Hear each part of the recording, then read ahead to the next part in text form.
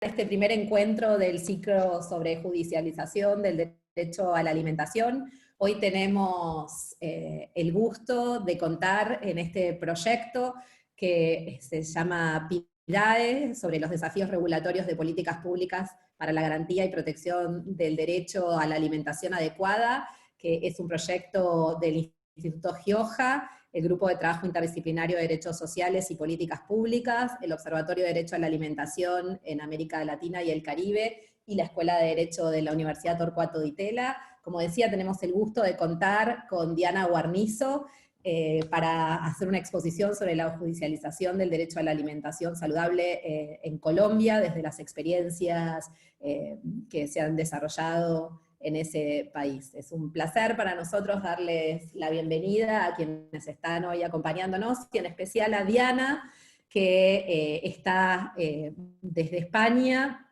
nos va a estar acompañando hoy. Hubiéramos querido tenerla presente, pero desafortunadamente esta vez no pudo ser, por motivos que todos y todas conocemos, pero ya esperamos en el futuro tenerla en Argentina para continuar esta conversación que recién vamos a comenzar hoy. Entonces, la presento a Diana. Diana es abogada, estudió en la Universidad Nacional de Colombia, es especialista en Derecho Constitucional, estudió también una especialización en Derechos de las Mujeres en la Universidad de Chile, y un doctorado y una maestría en Derecho en la Universidad de Essex. Tiene más de 15 años de experiencia en el estudio, el litigio y la defensa de los derechos sociales en el sur global. Ha trabajado especialmente en la investigación y la defensa de los derechos a la salud, la alimentación y los derechos sexuales y reproductivos a nivel nacional en su país y a nivel internacional. También fue becaria y luego consultora en temas de libertad de expresión en la Comisión Interamericana de Derechos Humanos, y ha sido investigadora y consultora de varias organizaciones no gubernamentales e instituciones de derechos humanos en Colombia, y en los últimos 4 años ha liderado el desarrollo de la investigación y la intervención en distintos temas del impacto de la industria alimentaria en temas de derechos humanos en Colombia, donde trabaja en la Organización de Justicia, que es una organización muy importante y líder en muchas de las agendas que trabaja Diana y otros temas de derechos humanos y derechos sociales y justicia en la región. Y Diana allí en De Justicia además dirige el área de justicia económica. Y bueno, queremos agradecerle muchísimo y también felicitarla porque su organización recibió en estos días un premio importante de reconocimiento, el premio TAN, y es nada más digamos, una señal del trabajo enorme que ha hecho De Justicia en los últimos 15 años, del cual también ha sido parte de Diana. Así que Diana, muchísimas gracias, es un placer tenerte con nosotras y esperamos en el futuro vernos más de cerca. Adelante. Muchas gracias, Paola, muchas gracias por la invitación al instituto, a la universidad. Me alegra mucho estar con ustedes conversando de estos temas. También hubiera querido estar ahí para, bueno, para conocerlos, para intercambiar experiencias de viva voz, pero bueno, la pandemia nos ha afectado a todos y estos son los medios que tenemos para iniciar esta conversación, que yo también espero que sea larga y que continúe el año entrante o cuando podamos reactivar. No sé si quieres que arranque de una vez con la presentación. Sí, por favor, adelante. ¿Vas a Vale, compartir tu PowerPoint? sí, les Muy voy a bien. compartir entonces mi pantalla en este PowerPoint. Vale. Entonces, cuando me hicieron la invitación para participar en este webinar, la presentación original pues surgía alrededor de la judicialización del derecho a la alimentación. Pero ahora les voy a contar por qué la idea será hablarles de los dos sentidos, de la judicialización y de la justiciabilidad, y de las, digamos, pensando en cómo serían las formas para ampliar esa posible judicialización del derecho a la alimentación en Colombia. Como ya les mencionó Paola, pues yo trabajo en De Justicia, que es una organización de derechos humanos, un think tank en Colombia. Ya llevamos 15 años trabajando por la defensa de los derechos humanos en Colombia y en el sur global, y particularmente yo me reintegré a De Justicia luego de mi doctorado hace ya 4 años largos y estamos desde ese entonces trabajando en los temas de alimentación saludable. Así que mucho de lo que les narre aquí va a ser también parte de algunas de las experiencias que hemos tenido en el trabajo desde la organización. Bueno. A ver. Ya. Bueno, entonces, lo primero que quiero hablarles es sobre el tema de la situación alimentaria en América Latina y a partir de ahí derivar como en los análisis más normativos. Lo primero que quisiera señalar es que todas las personas que trabajan en los temas de alimentación han señalado que en América Latina existe un doble borde de malnutrición. ¿Qué significa esto? Significa que al tiempo que existen niveles crecientes de obesidad, de sobrepeso de obesidad en casi todos los niveles poblacionales, se siguen presentando al mismo tiempo niveles de desnutrición crónica y agudas, sobre todo en los niños de 0 a 5 años. Y esta doble situación pervive puede estar presente en el mismo grupo familiar o incluso en algunos casos situaciones como obesidad y carencia de micronutrientes puede presentarse en el mismo individuo. Esto pues es simplemente reflejo de lo que ya todos de alguna manera sabemos y es la inequidad que existe en nuestros países y la dificultad por acceder no solo a alimentos en general, sino a alimentos de buena calidad que realmente nos nutran. El tema del borde, algunas de las razones que llevan a este incremento del doble borde de malnutrición pues tienen que ver con una transición alimentaria. Bueno, perdón, antes de eso quisiera pasar acá por unas cifras. Estas son las cifras de los niveles de las prevalencias de sobrepeso y obesidad para el mundo. Como ustedes ven, las zonas digamos, de Norteamérica son las que tienen pues niveles más altos de obesidad. Bueno, obviamente también países desarrollados en Europa y aquí del norte de África. Sin embargo, los siguientes en orden serían los países latinoamericanos. Si hacemos un zoom a Latinoamérica, vemos que al menos para el 2019, que son estas cifras, Argentina realmente de los países de América Latina, aquí obviamente no está México, porque si estuviera México, México le ganaría en esta gráfica. Pero después de México, Argentina es de los países que tiene las tasas de obesidad y sobrepeso más altas de la región, seguido por supuesto después de Chile, Venezuela y Brasil y Colombia van detrás. Estas son entonces algunas de las cifras que les mencionaba también sobre o que muestran la doble carga de desnutrición y sobrepeso y en general de malnutrición que existe en la región. Esta gráfica, que es de un artículo de Barry Popkin, señala cuáles son los niveles de desnutrición aguda y crónica que se presentan en los niños. Entonces, desnutrición, digamos, aguda, o lo que a veces algunos llaman emanciación, digamos que todavía son muy pequeños, son muy puntuales. Aquí es de 1.97 y se siguen presentando en países como Haití, por ejemplo.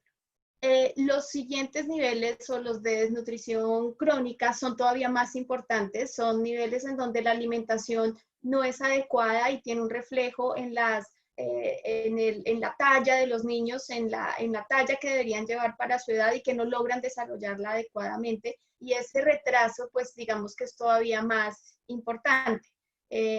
Más o menos en el 16% de los niños se sigue presentando esta situación en América Latina. En cuanto a la obesidad, se ve que se trata de, perdón, no al 16%, sino que hay un incremento del 16%. En cuanto a la obesidad, se nota en esta cifra que también hay un incremento de 6 puntos porcentuales más o menos de este tipo de malnutrición en los niños, que es un crecimiento importante y como veremos, pues está afectando mucho a los niños de distintos niveles de edad.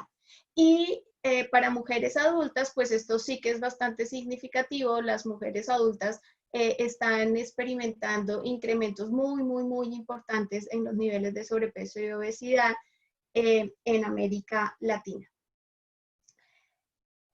Como señalaba también, pues estos cambios en los niveles de sobrepeso, de obesidad, pero también de desnutrición, pues tienen que ver o están relacionados con los cambios alimentarios que se han tenido en nuestros países. Entonces, se refleja, digamos, en el cambio de dietas que hemos tenido a lo largo de los últimos años. Unas dietas que pasaron de ser de productos que teníamos cerca a la tierra, de productos que considerábamos cercanos, seguramente de nuestros campesinos, que podríamos tener cerca de la tierra, a incrementar con cada vez mayor rapidez pues el consumo de productos ultraprocesados como bebidas azucaradas, paquetes, etc. Por ejemplo, son las cifras para 2018 del consumo per cápita de bebidas azucaradas para 2017. Y aquí se muestra pues México a la cabeza, seguido de Chile. Este es el promedio para América Latina, seguido pues Brasil y Colombia. Estos son los consumos diarios per cápita de comida chatarra. Por comida chatarra me refiero a comidas de paquetes, comidas que están generalmente empaquetadas, que son altos en algunos nutrientes críticos como sal, azúcares libres, grasas saturadas, etc.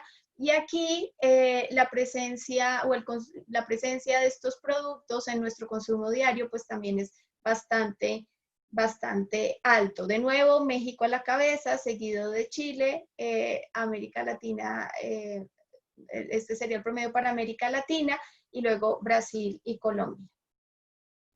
Entonces, si uno tiene en cuenta estos cambios alimentarios, la situación que está viviendo América Latina y la suma con el hecho de que América Latina pues es un mercado creciente para todos estos productos, tanto el de bebidas azucaradas como el de productos chatarra o de comida chatarra, se da cuenta uno que es obvio que, digamos, la región está experimentando pues estos cambios. También a la industria, obviamente, le interesa tratar de expandir su mercado, publicitando estos productos y tratando de que América Latina se vuelva un consumidor, digamos, cada vez más frecuente de este tipo de productos. Esto también, digamos, aparejado con el hecho de que en el norte global también el consumo de bebidas azucaradas pues está decreciendo y necesitan un mercado nuevo para continuar, digamos, sus ventas.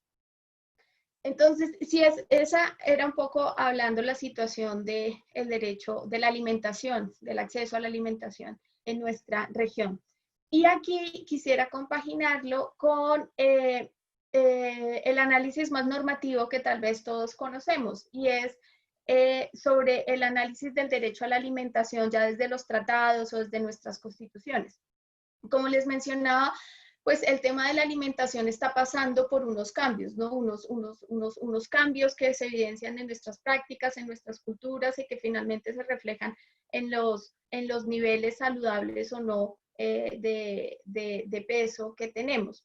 Sin embargo, las normas pues no han cambiado con la misma rapidez y están un poco ahí siendo el reflejo de lo que se pensaron en un momento, y aunque han tenido nuevas interpretaciones, pues siguen siendo de alguna manera la foto de ese momento, ¿no? Entonces, tal vez pues el instrumento que todos más reconocemos relacionado con el derecho a la alimentación es la Observación General número 12 del Comité de Derechos Económicos, Sociales y Culturales de 1999, pues que establece ciertas características para el derecho a la alimentación y las obligaciones clásicas que ya reconocemos todos de los derechos humanos: respetar, proteger y garantizar, que para el caso del derecho a la alimentación implican pues que observación general reconoce que todas las personas deberían tener acceso a un alimento que sea aceptable culturalmente, es decir, que refleje las condiciones de su cultura, de su entorno,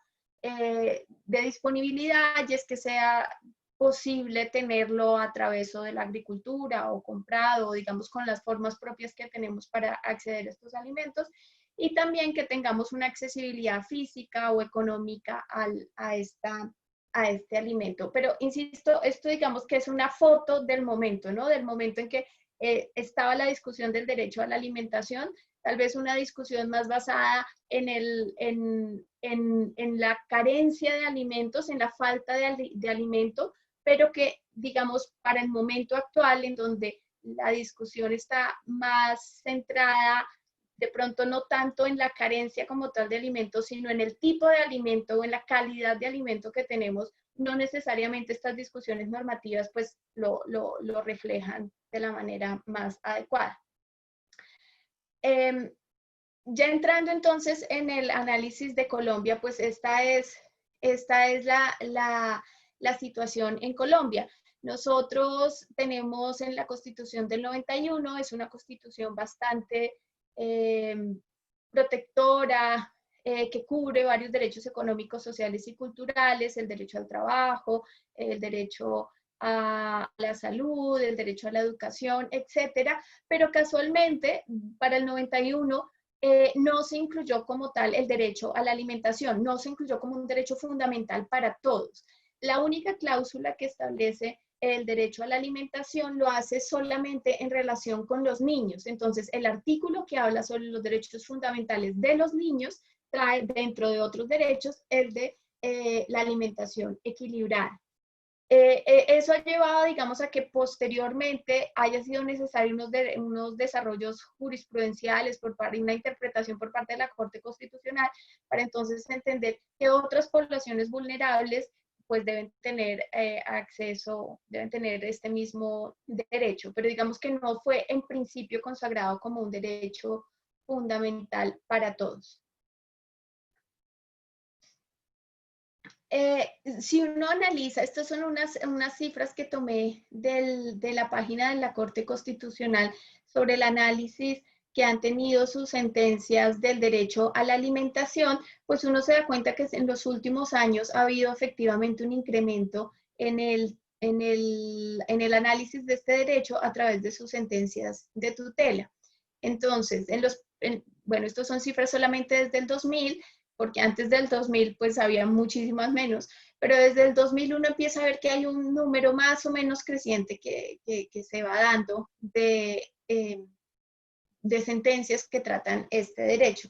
Sin embargo, si uno compara con el número total de tutelas, que es esta línea naranja, pues el número de tutelas que tiene que ver con el derecho a la alimentación es ínfimo comparado con ese número total de tutelas. No es un secreto que para la Corte Constitucional de Colombia la mayoría de las sentencias de tutela tienen que ver con el derecho a la salud. Otro grupo importante con el derecho al acceso a información o derecho de petición, como lo llamamos en Colombia, pero este derecho todavía sigue siendo, digamos que, marginal dentro del análisis constitucional, lo cual no significa que, sin embargo, sea de un interés creciente. Van aumentando los casos de análisis sobre derecho a la alimentación, pero todavía sigue siendo una cifra bastante menor dentro del total de casos. Cuando uno mira la caracterización del tipo de sujeto que reclama el derecho a la alimentación en Colombia, es decir, de estas tutelas que están relacionadas con el derecho a la alimentación, ¿cuáles son las personas que realmente reclaman ese derecho? Pues este es el tipo de casos que aparecen. Como les mencionaba, el artículo constitucional que habla del derecho a la alimentación lo hace en relación con los niños. Entonces, no es de extrañar que la mayoría de los casos estén relacionados con niños en distintas situaciones. Las más frecuentes, los niños respecto de su merienda escolar, los niños respecto de sus padres. Esto es muy frecuente cuando hay frecuentemente abandono del padre de sus obligaciones con el núcleo familiar. Entonces, ahí hay una obligación por parte de los padres de pagar los alimentos de sus hijos. que ha sido reclamado por esta vía judicial. Muchos casos sobre indígenas de La Guajira, niños indígenas de La Guajira, que ya les voy a hablar de ese caso porque es uno de los casos también que más atención ha requerido por parte de la Corte Constitucional de acceso a alimento y de hambre en Colombia. Y otros casos que tienen que ver con el pago de gastos por alimentación en niños que tienen problemas de salud. Entonces, también ya les había mencionado, la mayoría de casos en Colombia de tutelas analizan el derecho a la salud, y un grupo pequeño de esos piden alimentos, generalmente alimentos especializados para niños que tienen un problema de salud grave. Otro tipo de situaciones en las que se reclama el derecho a la alimentación ante la Corte Constitucional, pues son también personas en prisión, personas desplazadas internas, personas que viven de la naturaleza. Aquí hay varias sentencias que son muy interesantes porque mezclan el acceso al alimento con los derechos al medio ambiente y al acceso a recursos naturales. Entonces, por ejemplo, por parte de pescadores pues que viven de la pesca y donde los recursos hídricos se están agotando, o por ejemplo de campesinos que dependen de la tierra para subsistir y no tienen tierra, o la tierra se está agotando, o temas relacionados con el acceso a semillas. Aquí, digamos que aquí hay un tema muy interesante de análisis jurisprudencial. Hay otros casos de mujeres víctimas de violencia, mujeres que son golpeadas, maltratadas en sus familias, que no tienen ninguna otra forma, que tienen que huir de su núcleo familiar y que no tienen ninguna otra forma de adquirir alimentos. Ahí ha habido una interpretación constitucional para tratar de dar una protección a estas mujeres. Y finalmente, se ha hecho una caracterización amplia del derecho a la alimentación en el caso de los trabajadores que no tienen de alguna manera cómo acceder a su mínimo vital, por ejemplo, mujeres despedidas en estado de embarazo. Entonces se entiende que al ser despedidas y no tener un salario, su mínimo vital, su derecho al trabajo se ha afectado, y eso afecta a su vez otro cúmulo de derechos, incluido el derecho a la alimentación. Entonces, este es el tipo de casos que generalmente ocupan la atención de la Corte Constitucional. Sin embargo, como les mencioné, sigue siendo un número pequeño, aunque ahora hay casos cada vez más crecientes que demuestran que este derecho por los próximos años puede ser un derecho interesante de reflexión constitucional. Y ya les voy a mostrar en qué situaciones. Bueno, lo primero para señalar es que les había señalado en la primera parte que el derecho o digamos la situación alimentaria en América Latina pues es una situación de tensiones, ¿no? Hay hambre, es cierto, pero también hay cifras de obesidad, y que esas dos situaciones pues perviven en nuestros países, también como una expresión de la desigualdad, de la falta de acceso a alimentos. Creo que una gran aprendizaje que podemos tener las personas que trabajamos en estos temas proviene de otras experiencias, de gente que ha trabajado con temas como el derecho a la salud. Seguramente ustedes tendrán experiencias de gente trabajando con el movimiento de VIH o el de acceso a retrovirales, etcétera, y otras experiencias en el mundo nos muestran que hay problemas de la salud o problemas, en este caso, alimentarios, que si son tratados desde el ángulo de los derechos humanos, pues pueden tener un marco de reflexión amplio que nos permitan abordarlo de una manera más igualitaria para todos. Y esa es la propuesta que, digamos, con la que quisiera partir en esta presentación, y es que los derechos humanos deberían ser, y cada vez son más, el marco de análisis en el que uno debería tratar de resolver o de enfrentar o de analizar este tipo de problemas alimentarios. ¿Cuáles serían como las 3 herramientas básicas que uno podría sacar del análisis normal de cualquier problema de derechos humanos y que deberíamos tratar de aplicarlo a estos problemas? El primero pues tiene que ver con la garantía clásica de las obligaciones de respeto, protección y garantía. Estas tres obligaciones que pues seguramente ustedes ven reflejadas en todos los derechos humanos, deberían ser también aplicados para el análisis de los problemas de la alimentación. Otro tema tiene que ver con las garantías de igualdad, participación y protección a las más vulnerables. Si uno entiende que los sistemas alimentarios, que los problemas de la alimentación tienen que tener un análisis de derechos humanos, pues entonces eso debería hacer que haya participación suficiente para todas las personas que quieren acceder a los alimentos, que lo hagan en condiciones de igualdad y que cuando los estados tengan que desarrollar políticas públicas para garantizar los alimentos de las personas, pues se haga de acuerdo a una prioridad en donde los más vulnerables pues sean los que sean más protegidos.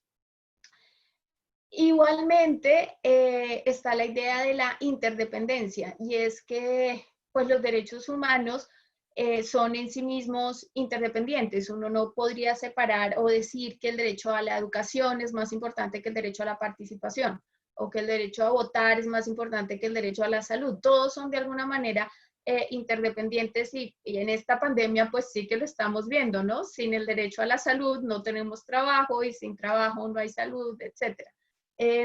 Pero esta reflexión también es importante para pensar en los sistemas alimentarios, porque si uno pusiera los temas de obesidad en el centro, bueno, y también los de desnutrición, si uno pusiera todos los problemas alimentarios en el centro, pues generalmente uno tiende a pensar que los problemas alimentarios están más relacionados con los análisis del derecho a la salud y a la alimentación. Y es cierto, son los derechos que de alguna manera más claramente han desarrollado o han sentado estándares en relación con estos problemas.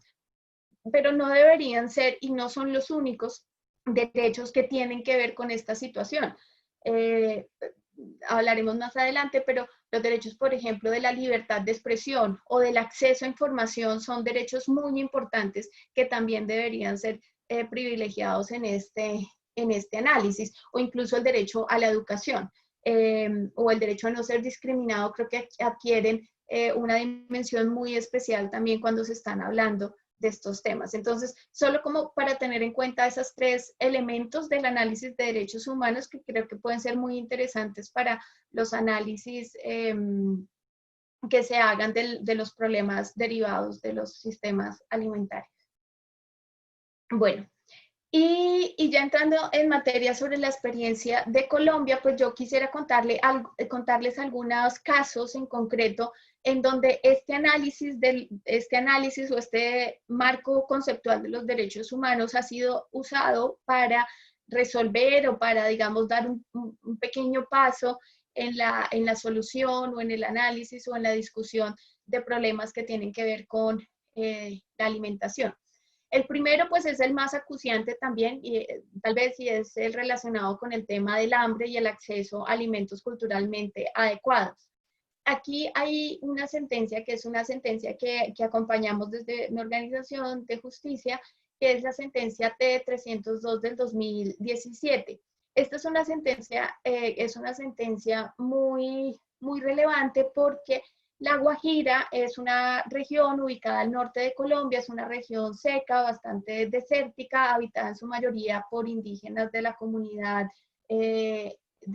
indígena Wayuu. Y ellos durante el 2016 pues experimentaron una situación de hambruna bastante fuerte. Ya de por sí ser indígena tiene más o menos, una persona indígena en Colombia tiene más o menos 4 veces más probabilidad de sufrir desnutrición que una persona que no tiene una pertenencia étnica. Pero estos indígenas en esta situación estaban viviendo un fenómeno bastante fuerte de desnutrición porque se unaban varios problemas, el tema del cambio climático, del fenómeno del Niño, que ese año llegó con una escasez de agua, de ausencia de lluvias que afectó pues sus formas tradicionales de adquirir el alimento, etcétera, y los números de los niños muertos durante ese año fueron bastante abrumadores. Eso llevó a que se iniciaran una serie de acciones legales denunciando este tema. Y esta sentencia es relevante porque la sentencia en el 2017, pues lo que hace es reconocer que que hay un derecho a la alimentación, un derecho a la alimentación que, digamos, debe ser protegido para todas las personas, no solamente para niños, para todas las personas, pero que sí tiene unas condiciones especiales o unas protecciones especiales para las personas indígenas. Y en este caso, el Estado reconoció que existía una obligación por parte del Estado no solamente de tratar de asegurar o de realizar el derecho a la alimentación para estas comunidades, sino además de garantizar que el acceso a estos alimentos que el acceso a estos alimentos fuera culturalmente adecuada para ellos. La sentencia también es relevante porque además es una sentencia bastante extensa, en donde además se dan como una serie de acciones estructurales para que el Estado tome unas medidas en relación con agua, con acceso al territorio, con acceso a alimentos, con participación, etcétera, de manera que realmente la comunidad pueda tener acceso a estos alimentos. Y creo que es una sentencia muy importante para ver el tema del acceso a la alimentación y de cómo estos alimentos pues tienen que ser distintos de acuerdo a la comunidad o a la pertenencia étnica que se tenga. Otro caso muy, muy relevante de la jurisprudencia colombiana tiene que ver con este caso, que es un caso muy famoso de una organización que es una organización muy, muy querida para nosotros, que se llama Educar Consumidores. Educar Consumidores es una organización que ha venido trabajando por muchos años en los temas pues, de derechos de los consumidores, de acceso a alimentación de calidad, etcétera. Y en el 2017 sacaron un mensaje al público, que era un mensaje, el que aparece acá arriba, que es un mensaje en donde básicamente decían que el consumo de bebidas azucaradas podía llevar riesgos para la salud, dentro de los cuales se encontraba pues la diabetes, el cáncer, etc. Este mensaje fue denunciado por parte de una industria de gaseosas en Colombia, por presentar publicidad presuntamente engañosa ante la Agencia Reguladora de Publicidad Reguladora de Asuntos del Consumidor, que es la Superintendencia de Industria y Comercio. Y la Superintendencia de Industria y Comercio dijo que en efecto les dio la razón y dijo que el mensaje tenía que ser detenido, que no podían sacar este mensaje hasta que no estuviera suficientemente demostrado que lo que ellos estaban diciendo, es decir, que el consumo de bebidas azucaradas podía generar esos riesgos en salud, pues de lo contrario podría ser publicidad engañosa. El caso entonces se presentó como un caso de violación al derecho a la libertad de expresión, un caso de censura, porque no les permitió difundir ese mensaje. Y de Justicia acompañó el caso poniendo también digamos, el caso o el argumento que acompaña, y es que al tiempo a los consumidores no se les estaba permitiendo también conocer esa información, es decir, tanto se violaba el derecho de esta organización a no difundir sus opiniones, su información sobre ese tema, como el de los consumidores a no poder acceder a dicha información. Entonces, luego un largo trámite, pues finalmente la Corte Constitucional en esta sentencia da la razón a la organización y en efecto concede que esa orden de la Superintendencia de Industria y Comercio de prohibir la emisión de este mensaje, pues era una decisión contraria a la Constitución, que implicaba una censura previa de un mensaje que era de salud pública, que tenía que ser protegido. Hizo además la sentencia es muy relevante, incluso fue reconocida a nivel internacional en temas de libertad de expresión, porque además distingue entre dos tipos de mensajes, entre dos tipos de mensajes que no deberían ser confundidos, y es los mensajes de salud pública que emite una organización ciudadana y los mensajes publicitarios que emite una corporación. Dice la Corte, los mensajes de salud pública que emite una organización, pues como tienen este fin público, que es informar a la sociedad, pues tienen una mayor protección y cualquier restricción de la emisión de ese mensaje tiene que pasar, digamos, un test, que es un test de protección constitucional más fuerte, ¿no? Más duro. En cambio, los mensajes publicitarios, como lo que buscan, pues es un rédito económico, cualquier forma de limitarlos o restringirlos, pues debe pasar un test que es mínimo, es un test más pequeño, es un test más suave, que simplemente pues buscaría tratar de mirar si no hay otra medida menos restrictiva o lo que fuera. Digamos un test que es más fácil de superar porque no se entiende que no está tan protegido dentro de una democracia. Entonces, distinguir entre esos dos tipos de mensajes fue como un gran paso de la sentencia, que también le valió reconocimientos a la Corte Constitucional por este fallo. El caso es muy interesante y para los que estén interesados, pues pueden ver este reportaje del New York Times, en donde justamente habla de la lucha de esta organización por tratar de difundir su mensaje. Hace también un seguimiento a su directora, Esperanza Cerón, en la lucha que hizo pues digamos, por este tema y puede ser algo, digamos, una lectura de contexto para entender también lo que pasó en esta sentencia.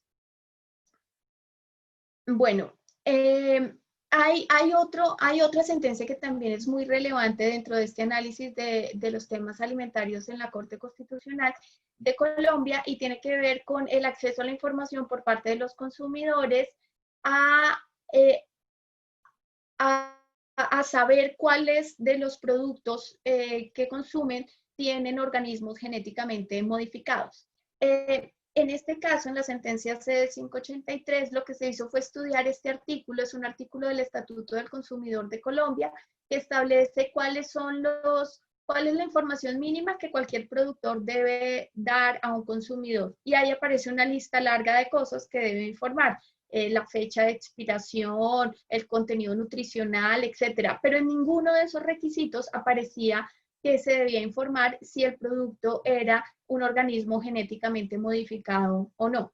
Esta sentencia es entonces relevante porque lo que hace es analizar esta ausencia de regulación, este vacío legal, y señala que este se trata en efecto de un vacío que es importante, es un vacío que afecta a derechos fundamentales y que por tanto el legislador debe legislar llenando este vacío y estableciendo los momentos o las condiciones en los que debe informarse sobre la presencia de organismos genéticamente modificados o no en un producto. La sentencia es además muy relevante porque como que desarrolla dos principios constitucionales. Uno, el principio de prevención. Entonces, en relación con este tema, dice que si bien no está claro que la evidencia científica señale que hay necesariamente una relación entre el consumo de organismos genéticamente modificados y la presencia de enfermedades, dice que la probabilidad de que eso pase o de que la posibilidad de que eso pase debería llevar a la aplicación del principio de precaución, en tanto que la evidencia no es tan fuerte, pero que es posible y digamos de que hay alguna probabilidad de que ello pase, entonces aplica el principio de precaución para obligar al legislador a que regule en este tema. La sentencia también es interesante porque habla de las omisiones legislativas.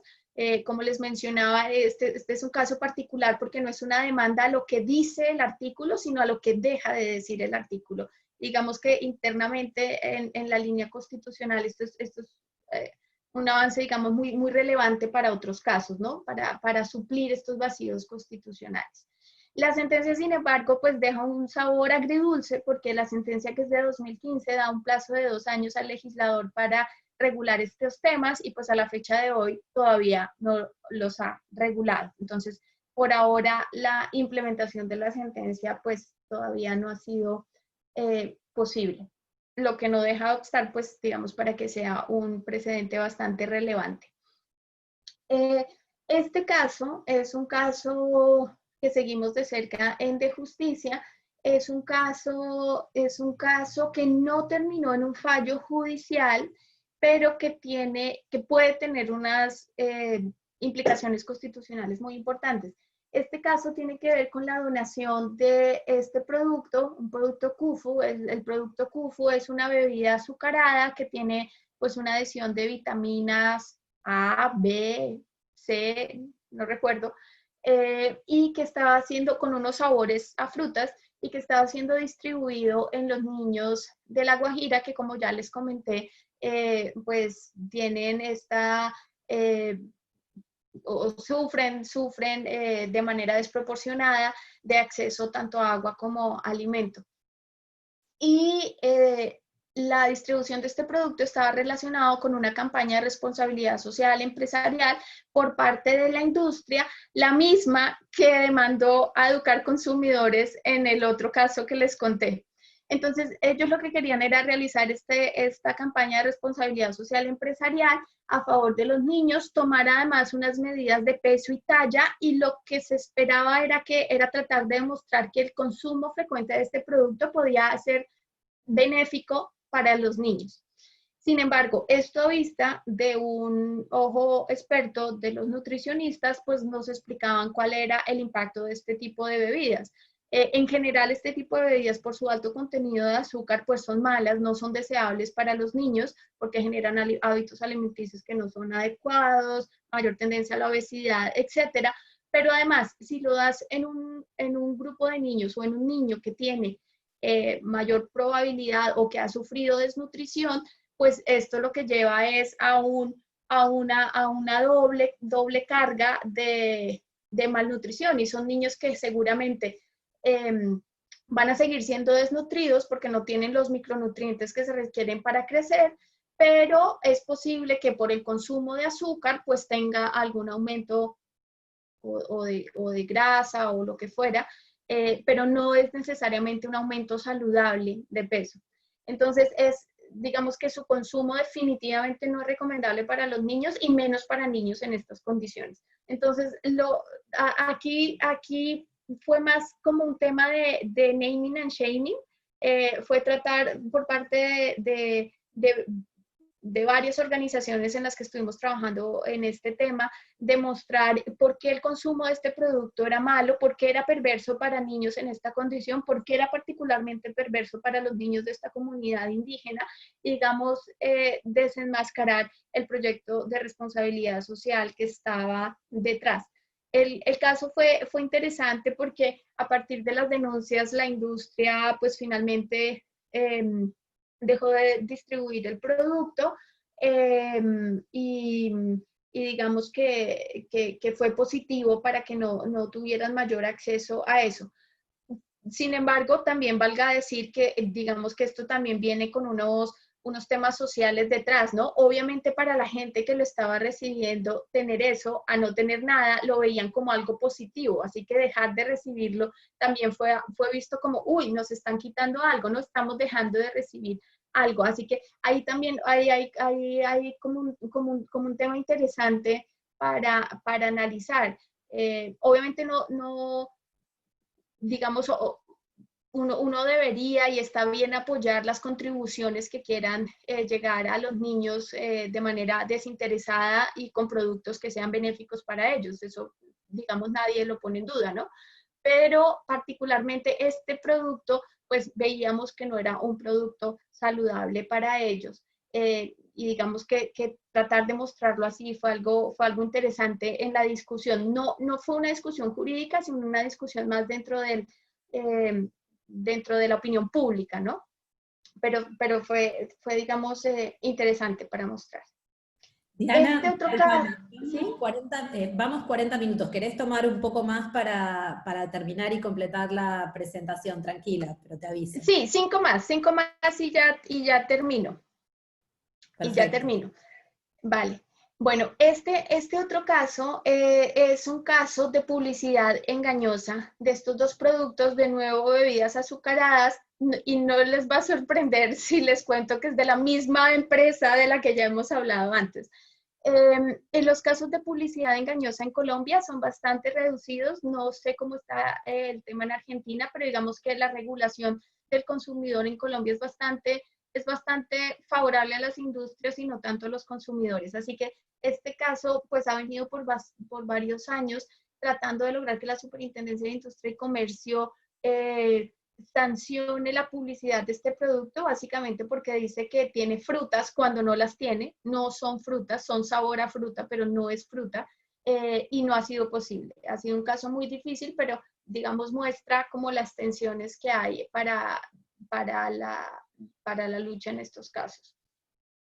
Este otro caso que también es muy interesante y que abre, ya digamos aquí ya no les estoy hablando como de casos judiciales, sino de casos que podrían ser o de casos que se están discutiendo. Y este caso es de una organización aliada también, Red Papás, que es una organización que ha trabajado en Colombia muy duro y de manera muy constante y fuerte por la defensa de los derechos a los niños, a la alimentación saludable, por estar protegidos de la publicidad engañosa. Y en esta acción popular ellos lo que exigen es que se tomen medidas de salud pública para que se prohíba la publicidad directamente dirigida a los niños. También se hacen unas exigencias para que se implemente un etiquetado frontal de advertencia, pero básicamente lo que hace pues es demostrar como toda la publicidad que está en Colombia o mucha de la publicidad de los productos de productos con altos en azúcar o sal, etcétera, son directamente dirigidos a niños y como esa publicidad pues es perversa y es problemática para ellos. Vale, hasta aquí entonces quería como mostrarles cuáles eran los casos que hasta ahora la jurisprudencia constitucional estaba tratando y cuáles podrían ser, digamos, casos relevantes en donde uno puede ver que hay temas interesantes constitucionales o de derechos humanos que pueden salir a flote, como este. Y quisiera pasar rápidamente a los desafíos, porque creo que este análisis o esta jurisprudencia de la Corte Constitucional colombiana, pues muestra varios temas que son interesantes y que quisiera dejar para el debate. El primero es sobre cómo la jurisprudencia, pues de manera cada vez más creciente, está tratando estos nuevos temas de la alimentación, ¿no? Ya no solo el acceso a alimento como tal, sino del alimento saludable. Y eso creo que es algo muy positivo. Hay un foco claro en los derechos de los niños y eso también es interesante. Sin embargo, hay nuevos temas que todavía no se han empezado a tratar. Por ejemplo, el tema de los migrantes, que son realmente la población en Colombia que está tal vez más expuesta a la inseguridad alimentaria. El tema de las mujeres, que como les mencionaba en alguna gráfica, pues están de manera desproporcionada sufriendo de obesidad, de sobrepeso, y como también mucha de la publicidad está dirigida directamente o a niños o a mujeres. El tema de los campesinos también, en toda la relación con el cambio climático, el acceso a tierras, el agua, semillas, son temas que van creciendo, pero que todavía necesitan mayor atención constitucional. Entonces, ver ese derecho a la alimentación en este tipo de sujetos creo que van a ser temas muy importantes en lo que viene de la jurisprudencia. Luego está el tema de los sujetos de las obligaciones. No tuve tiempo de hablar, pero digamos que toda la presentación fue tratar de ver cómo el Estado tenía ciertas responsabilidades de respeto, protección, garantía en relación con el derecho a la alimentación, pero tal vez la pregunta más interesante es cómo a nivel legal es cómo pensar en la responsabilidad que pueden tener las industrias de alimentos. Ahí no tuve tiempo de hablar, pero tal vez el sistema interamericano en este informe ha tenido un avance interesante hablando de las industrias de alcohol, de alimentos y de tabaco y su responsabilidad en relación con los derechos de los niños. Y bueno, los principios rectores de empresas y derechos humanos, así como las observaciones generales 16 y 15 del Comité de Derechos del Niño, tienen algo valioso para decir en relación sobre todo a la publicidad, al etiquetado y a la instrumentalización de los niños por parte de la industria de alimentos. Entonces, eso creo que van a ser nuevos retos por parte de la jurisprudencia. Y finalmente, creo que también la pregunta para todos es cómo ir más allá de los temas del mero consumo en el alimento a tener una jurisprudencia que hable de otros temas o de otros puntos de la cadena alimentaria. Y es, por ejemplo, hablar de la producción, ya lo mencionaba, el acceso a tierra, el acceso a agua, el acceso a semillas se convierte cada vez más en un tema crucial para nuestros países. Que digamos todavía tenemos una cercanía a la tierra, que no somos excesivamente industrializados en ese, bueno, Argentina sé que tiene una gran dependencia a la agroindustria, pero digamos otros países que no lo tenemos tanto. En el tema de la distribución, en el tema de la venta y consumo, pero incluso también de los desperdicios, del manejo de los desperdicios, que estamos haciendo con la comida que sobra y cómo estamos tratando de minimizar esos desperdicios. Entonces, creo que hay varios puntos de la cadena que todavía deben ser analizados, no solamente el de venta y consumo, que tal vez es la forma como más nos relacionamos con el alimento, comprándolo, sino también desde otros momentos. Entonces, bueno, creo que dejaría eso por ahí, me pasé un poco de tiempo, pero quería dejar esto como preguntas, desafíos para pensarnos desde el punto de vista legal.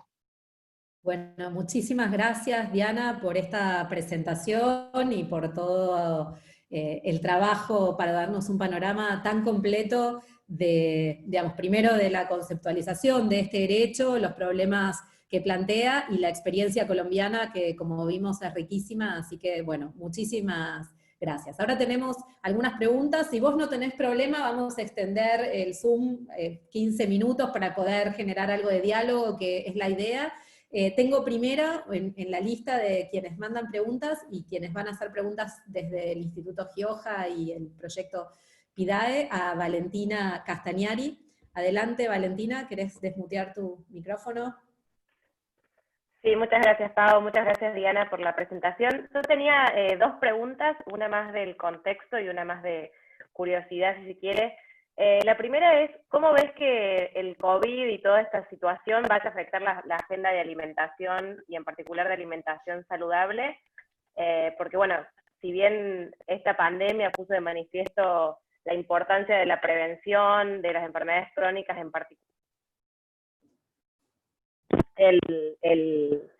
digamos, el propio riesgo de COVID, si veías que eso iba a virar o tener algún impacto en la agenda de alimentación. Ese era el primero. Y la segunda, más de curiosidad, si es que en algún caso, ya sea de los de litigio o de más de las acciones de justicia, han complementado, digamos, los argumentos de derecho a la salud, a la alimentación, con el derecho a un ambiente sano. En particular, como sé que tenían un trabajo importante en bebidas azucaradas, se habían pensado o se habían usado argumentos de, por ejemplo, de los envases de bebidas azucaradas y el impacto directo que tienen en la contaminación, u otros en relación a la producción o alguna de los impactos de estos productos en el ambiente más allá de la salud humana. Era eso. Gracias. Vale.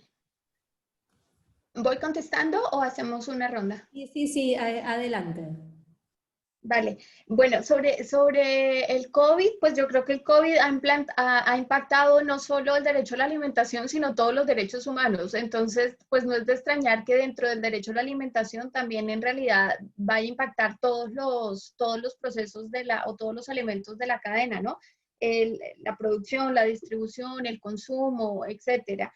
En los temas de producción, aquí en Europa, por ejemplo, el tema de la producción se ha visto muy afectado porque a raíz del COVID, los trabajadores, que en su mayoría eran migrantes y eran los que hacían la recolección de la temporada, pues no han podido llegar, y en general muchas plantíos se han visto sin trabajadores para poder acceder, para poder recoger, ¿no? Entonces ahí hay un problema.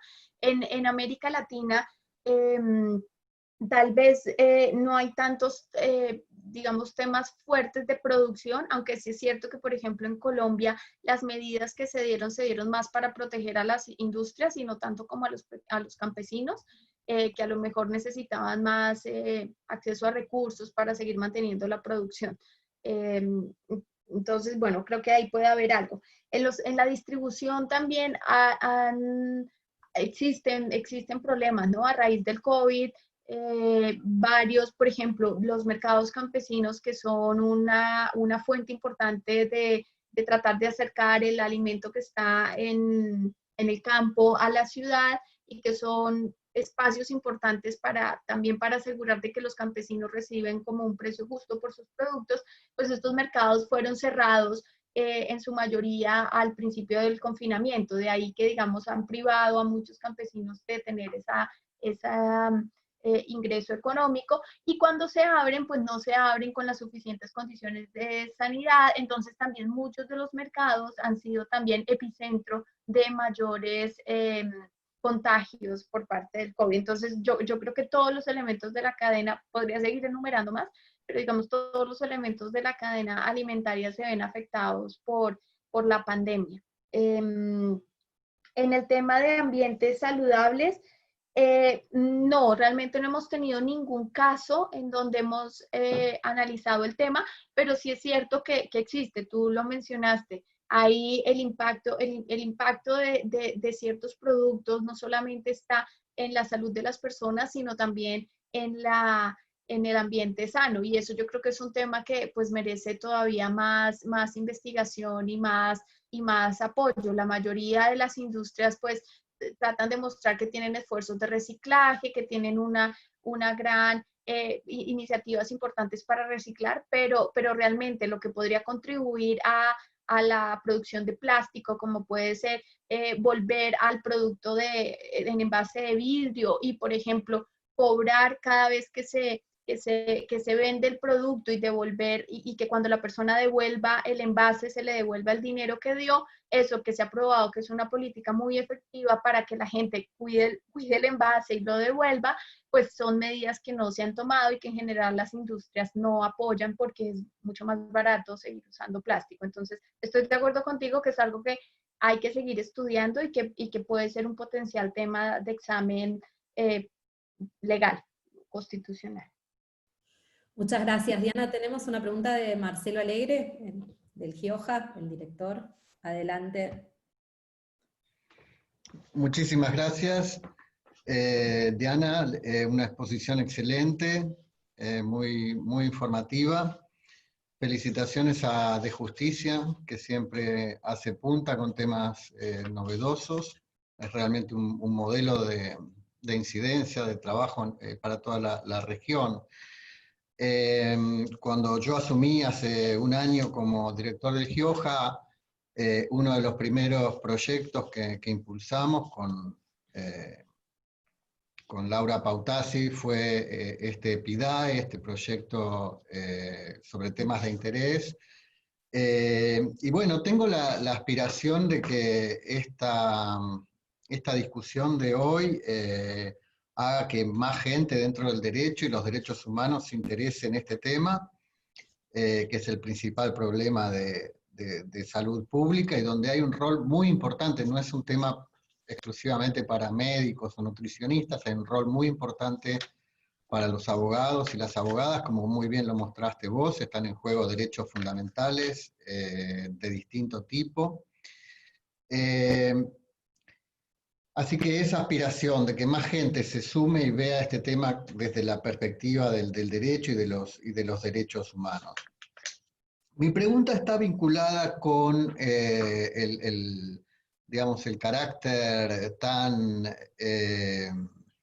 duro de esta lucha. O sea, esta lucha por una alimentación saludable, realmente no solo por lo que está en juego, sino por los intereses afectados.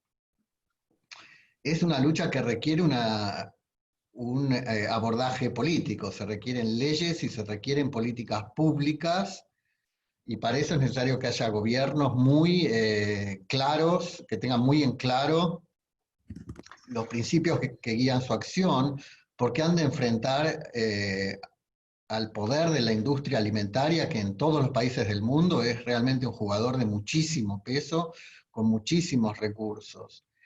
Entonces la judicialización, yo veo que tiene ahí un rol como de activar, llamar la atención, poner como sobre la mesa o en carne viva los derechos en juego, pero se requiere acción política, ¿no? Entonces yo quería preguntarte cómo estaban las cosas en Colombia en ese terreno.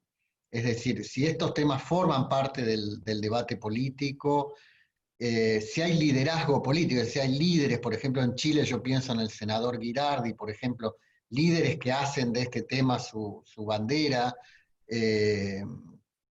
Esa era mi pregunta, ¿cómo está la situación desde la perspectiva de políticas públicas en Colombia?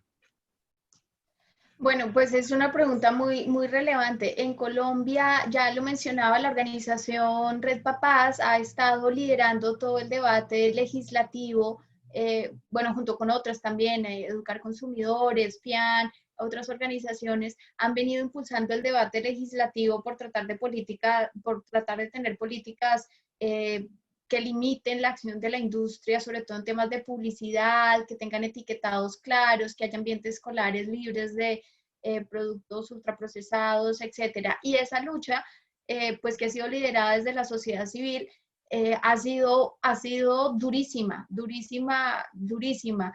El lobby, la interferencia de la industria se ha visto como en ningún otro proyecto. Tal vez alguien que haga un seguimiento juicioso de prensa podrá ver que todos los proyectos de ley que se han iniciado han sido denunciados actos donde la industria pues ha estado con un montón de lobistas, con gente en el Congreso, hablándole a los que tiene cercanos al poder. Hay varios especiales de un medio que se llama la Liga contra el Silencio, que ha denunciado, por ejemplo, la cercanía que existe entre la industria de bebidas azucaradas y el financiamiento a campañas tanto presidenciales como de congresistas, y como de alguna manera también existe una puerta giratoria entre los asesores de uno y otro lado, ¿no? Entre sectores políticos que luego se van a sectores de la empresa privada y viceversa. Entonces, claro, digamos que esos núcleos de poder se mueven de manera conjunta y la verdad es que ha sido muy difícil. El impuesto a las bebidas azucaradas, por ejemplo, que también ha sido una lucha de larga data por parte de estas organizaciones, pues se ha visto truncado por estos esfuerzos de la industria. Entonces, ahí creo que el que debería ser el regulador en el tema, que es el Estado, pues desafortunadamente por intereses políticos termina tomando partido a favor de la industria. Y eso yo creo que es algo que desde nuestra área, que somos, digamos, los abogados o los que estamos más desde la parte legal, creo que es un punto a denunciar. Nosotros hemos visto nuestra labor en de justicia como esos escuderos, si se quiere, de alguna manera. No hacemos incidencia directamente en el Congreso, pero sí lo que hemos hecho es hacer un poco como esta labor de escudería, tratando o de denunciar esos hechos de interferencia que sucede, o tratando también de exponer cómo estas situaciones pues afectan derechos fundamentales, y tratando de ver si estas discusiones que son muy del legislativo pues también pueden tener campo dentro de lo judicial. Ha sido difícil, pero digamos creo que poco a poco se va logrando. Sin embargo, tú tienes razón, o sea, hay cosas como, por ejemplo, es tener una ley de etiquetados, unos etiquetados como los que se establecieron en Chile y que han resultado tan efectivos para ese país en la disminución del consumo de productos ultraprocesados. Se requiere una ley para eso. Es muy difícil sacar eso por una decisión judicial. Una decisión judicial tal vez podrá encauzarlo, estimularlo, impulsar a que se dé el debate, pero al final vas a necesitar siempre una ley. Y si la ley o los que hacen las leyes están influenciados por el poder comercial, pues ahí la ecuación está muy complicada. Entonces, desde nuestro lado, creo que lo que sigue es continuar en la denuncia, continuar denunciando esos hechos, y pues bueno, también como ciudadanos me imagino que elegir a gobiernos que sean más favorables a la salud pública. Muchas gracias, Diana. Tengo también a Maximiliano Carrasco, también parte del Instituto de Investigaciones Gioja y del proyecto PIDAES. Maximiliano. Hola Paola, gracias. Gracias Diana, súper la presentación, muy contentos, tomamos nota de todo. Dos preguntitas. Una, en tanto uno de los problemas para la garantía del derecho a alimentación es el acceso alimentos precisamente o a recursos para adquirirlos, saber si tenías conocimientos si en Colombia se habían reforzado un poco las políticas alimentarias o de ingresos en este contexto de la pandemia COVID-19 en estos últimos meses. Y por otra parte, con el tema de, la otra pregunta sería en torno al acceso a tierras o la distribución de tierras en Colombia, saber si hay algo embrionario, aunque sea de alguna articulación de demandas vinculadas con la tierra y el derecho a la alimentación. Serían como esas las preguntas. Muchas gracias. Vale. Uy, estos dos temas son de la mayor relevancia. El tema de recursos económicos. Desde justicia nosotros hemos venido trabajando en los temas de derecho a la alimentación. Cuando inició la pandemia, obviamente seguimos haciendo el monitoreo y el análisis de lo que está pasando en el derecho. Sin embargo, rápidamente uno se da cuenta que, sobre todo en las ciudades, acceder al alimento en últimas depende de tener dinero. Si uno no tiene dinero, pues no tiene alimento, porque la única manera que tenemos de acceder al alimento tristemente es comprándolo. De ahí entonces que se necesite una serie de ayudas económicas o en especie para garantizar que la gente, sobre todo la más vulnerable, tenga acceso a esta protección alimentaria. Y eso es justamente lo que dicen los estándares. En Colombia, sin embargo, pues ese estándar de protección se ha dado de manera muy desordenada, muy desordenada, muy parcializada y de manera mínima. Entonces, los gobiernos locales tienen una serie, cada uno a su medida, tienen una serie de programas alimentarios, generalmente son programas alimentarios en especie, entonces dan mercados a las personas vulnerables. Son programas que algunos han funcionado bien, otros no tanto, muchos reciben donaciones de productos no saludables por parte de la industria, lo cual es bastante problemático.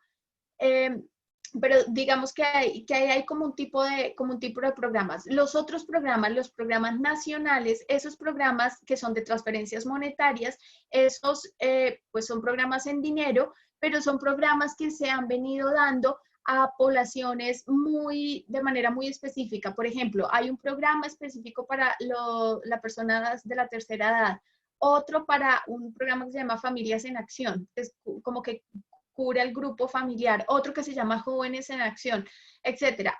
Entonces, hay una serie de programas, otro programa de ingreso solidario que también es distribuido a estas poblaciones, entonces son como una serie de transferencias monetarias por el tiempo que dura la cuarentena. Han sido más o menos 2, 3 transferencias las que se han dado y por unos montos que son muy pequeños, que realmente no necesariamente logran suplir ese mínimo alimentario o ese mínimo vital que uno pensaría, no solo de alimentación, sino incluso, por ejemplo, pago de arriendo, de vivienda, etcétera. Entonces, ahí hay un problema grave. En De Justicia nosotros hicimos una intervención a varios de estos decretos tratando de mostrar por qué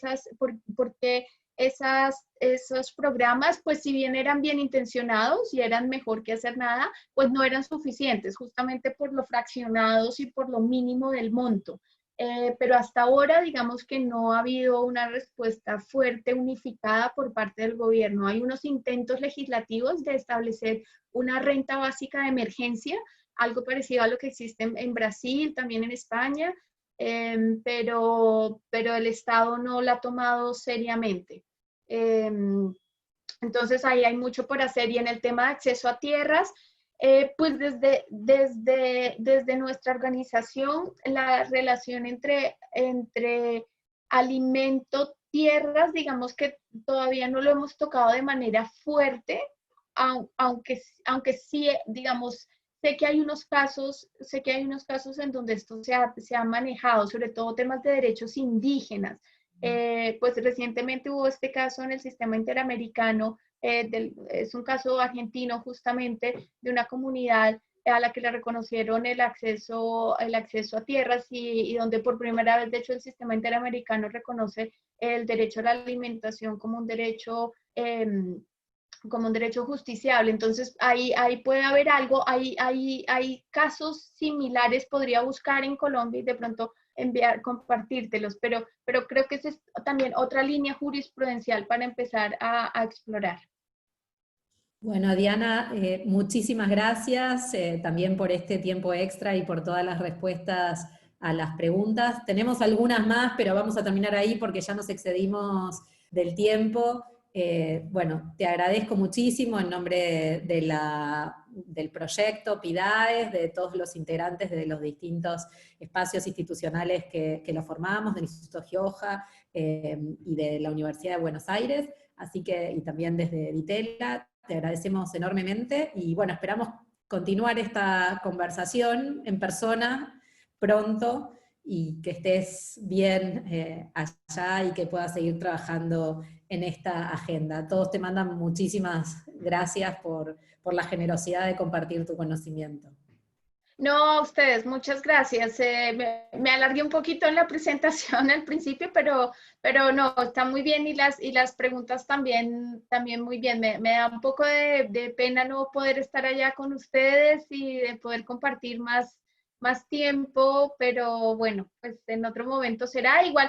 Bueno, queda mi correo electrónico y también el contacto y yo estoy segura que esta conversación seguirá dándose. Muchas gracias, hasta pronto. Bueno, gracias a ustedes. Chao, chao, gracias.